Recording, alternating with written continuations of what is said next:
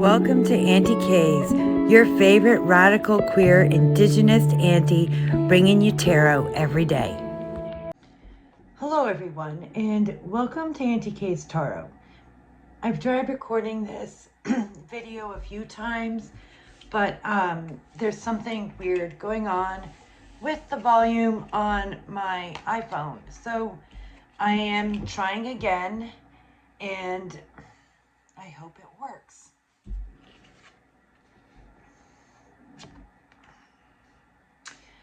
I think today we're reading about the American election. And it's just fitting here, isn't it? That we have George Washington and corn as the symbol of the situation. Who is going to be the next genocidal leader of the settler occupation of the Americas? That is what's occurring today. It is election day in the U.S. where everyone goes and votes only once every 4 years, and then they hope that the Electoral College votes the same as them, and they call it democracy on stolen land.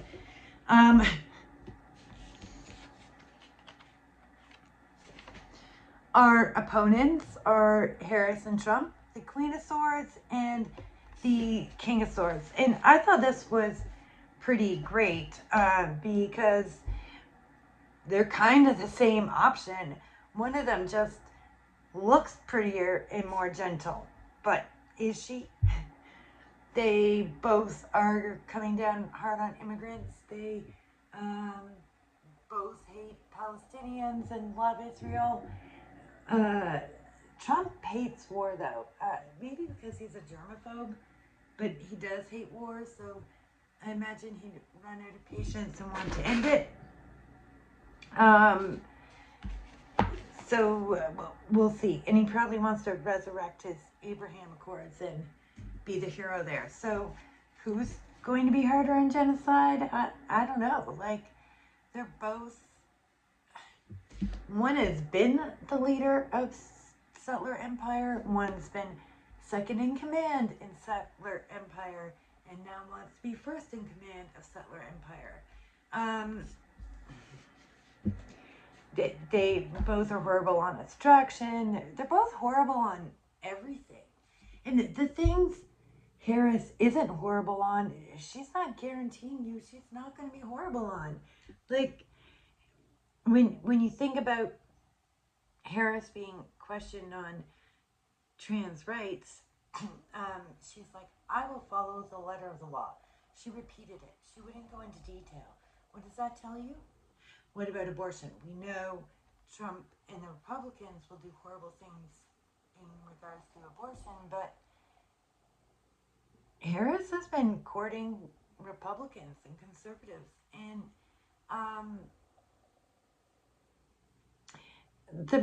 the Democrats aren't going to make abortion safe, because then they don't have a reason to say vote for me next time. If there is a next time, but we'll get to that.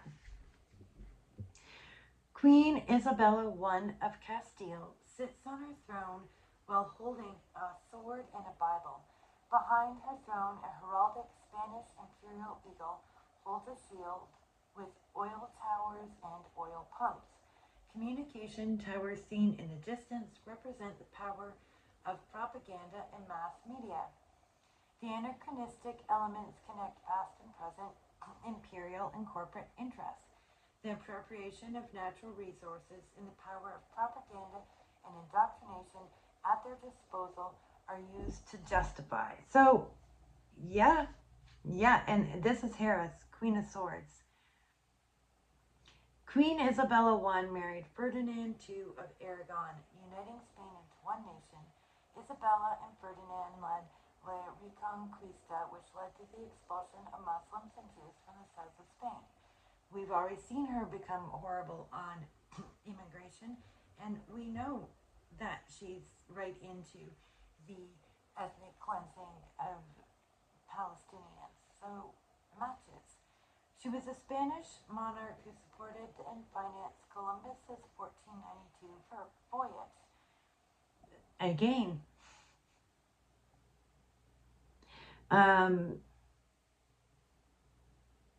Queen of Swords represents an independent, strong, and determined woman. She's cold, calculating, and perceptive. And the King, Trump. King Philip II of Spain sits on his throne while showing his sword and holding a globe. He does like to talk about showing his sword. A modern Spanish armada sails in the sea behind him, also known as Philip the Prudent, who ruled over one of the largest empires in human history. The Spanish Empire during the 16th century was called the Empire on which the sun never sets. The USA is now the settler empire on which the sun never sets, as they have military bases all around the world.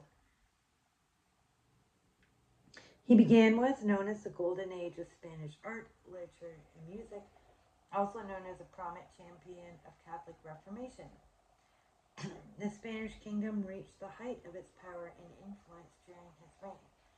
The King of Swords is embodiment of military intelligence, power, command, and authority.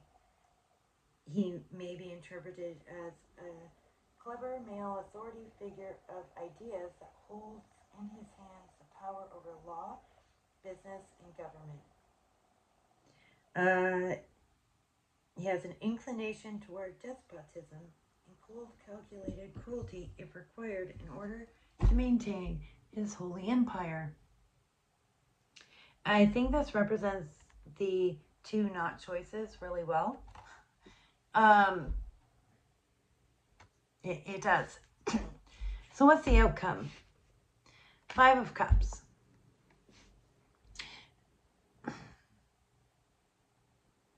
I predicted, and unfortunately I think it was on a Facebook Live back in 2016 or 2015 during the election, that it would be really close, Biden would win, and Trump would try and say it was his, which he did.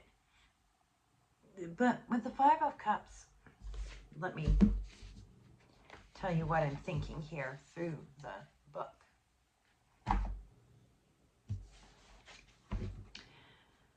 The card depicts Fray Diego de Landa burning the ancient sacred Mayan books. He was a Spanish bishop who came to the Yucatan in the 16th century, leading a campaign against idolatry. He was responsible for burning almost all the Mayan codices, fundamental keys to understanding Mayan culture, religion, history, lost by the hands of one man. 2 cups stand upright while 3 others spill wine, blood, and milk on the ground. In the background, we see a modern military tank approaching a burning pyramid, kind of like the Middle East. Near the cups and in the fire, we see a Mayan sculptor who used to hold sacrificial offerings. The 5 of Cups represents sorrow, loss, and a sad inheritance. It is a testament of the death or end of patrimony, traditions, and legacy.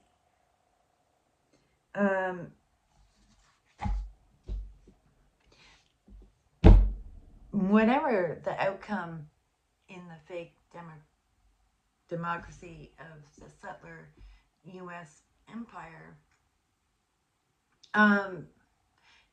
there's going to be an upset to tradition that comes as a result of it. So I predict more shenanigans, and it is further going to ruin the laws, burning of books of the current system.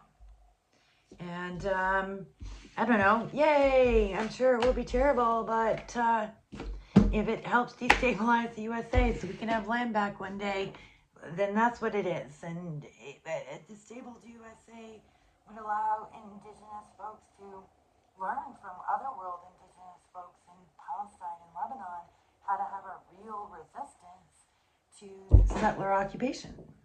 My thoughts.